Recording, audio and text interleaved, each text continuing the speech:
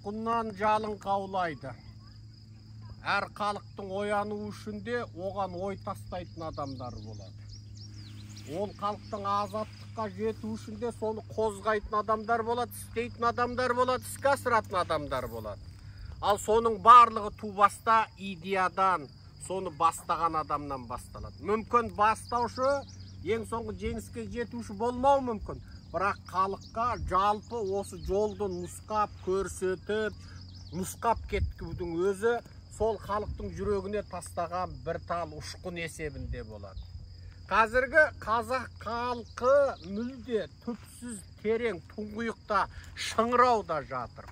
Халық қалың ұйқыда жатыр. Тіпті бұны ұйқы деуден гөрі өлі бір тыныштық деуге болады. Халық өзінің басына қауіп төніп тұрса да, мың сан езгіде жатса да, қорлықта, зорлықта, әділетсіздікте, кедейшілікте жатса да, жұмыссыздықта жатса да, қоғам толы пара, қоғам толы әділетсіздік, зұлымдық, жезөкшелік, педофилдік, зорлық, зомбылық, әділетсіз сот, осының барлығы біздің қоғамымызды толтырып тұрса да, қазақтар селт етпейді, оянбайды, басын сергіп бір сергейін, сақаяйын, осыдан бір өмірімді өзгертейін демейді. Ал соның барлығы біздің санамызға бір ұшқын түспей отыр. 2000 жыл отансыз жүрген жойыттар бар. Жұрт еврей деп атайды. Сол отаннан айырылып 2000 жыл шетелде, сергелден өмір сүрген сол жойыттардың басын ең алғаш Еуропада бір жойыт біз отанымызға қайтайық, бір жерде ел құрайық деп кітап жазып, содан бастады. Содан бастап жойыттар әр елде тентіреп жүруді доғарып, бір ел құру туралы ойлана бастады. Ең алғаш құрылтайлар Еуропада өте бастады. Нәтижесінде ең соңында жойылған мемлекетінде қалпына келтірді. Жоқ болып кеткен, қолданыстан шығып қалған тілін де қалпына келтірді. Ең бастысы армандарын орындады. Ал бүгінгі күнде тіпті өзгеге зорлық, зомбылық көрсететіндей халге жетіп те қалды. Ал соның барлығы өзгенің бодандығында, құлдығында жатқан, тіпті тарихтың әр кезеңінде әрбір зұлым билеушілер тарапынан қырылып отырған. Күні кеше 39-45 жылдар аралығында Гитлер жағынан 6 миллионы қырылып кеткен осы жойыттардың оянуына осыдан 1,5-2 ғасыр бұрынғы сол кітап себеп болды. Ал бұндай қозғалыс жапондарда да болды.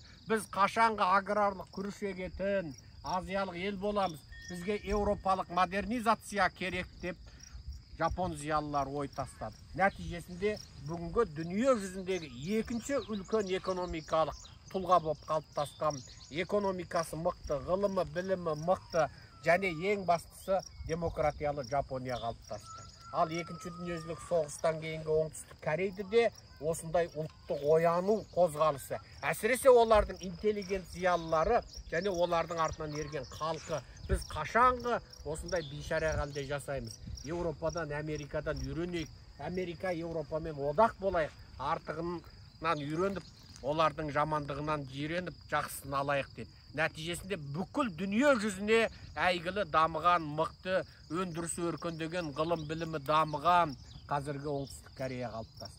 Ал орыспен одақ болған, Қытаймен дос болған солтүстік Корей дүние жүзіндегі ең сорлы, ең кедей, ең зұлым, ең бақытсыз ел болып қала берді. Енді осының барлығын ойлай берейік. Коммунистік Қытаймен салыстырғанда демократиялы Тайваньды қарашы, әлемдегі ең бақытты елдердің санатында. Экономикасы дүниенің алдыңғы ондығына кіреді. Бүкіл дүние жүзінің чипінің 90%-ын сол Тайвань өндіреді. Бүгінгі азуын айға білеген орыстың өзі чипті өндіре алмайды. Ол чипті Қытайдан алады. Ал Қытайдың өзі мықты чипті өндіре алмайды. Күні бәрібір Тайваньға қарап отыр. Енді осының барлығын айта берсек, қандай өмір сүру, қандай қоғам орнату, қандай ұрпақты тәрбиелеу, ол айналып келгенде өз қолымызда екен.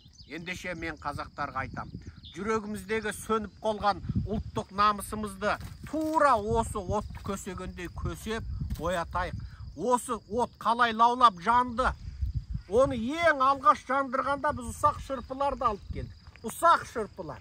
Мына дәу, мынау қарағайдың дәу, бұталған, арнайы бұталған ағаштар, мынау сатып алған $10 ағаштар. Бұлар жанбайды бірден.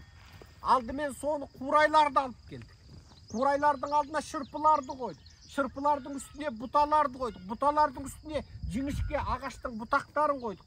Ең соңында мынау дәу-дәу қарағайдың кесінділерін қойдық. Содан барып міне лаулап от жанып отыр. Айналайын қазағым, соның барлығы бір тал кішкентай ұшқыннан басталады. Ендеше әр қазақ өзінің жүрегіндегі Құдай берген, бірақ сөніп қалған ұшқынды лаулатсын. Ұлттық намысымызды оятайық. Сонымен жақсы, дұрыс өмір сүруге талпынайық. Сау болыңыздар, құрметпен Серікжан Біләшұлы.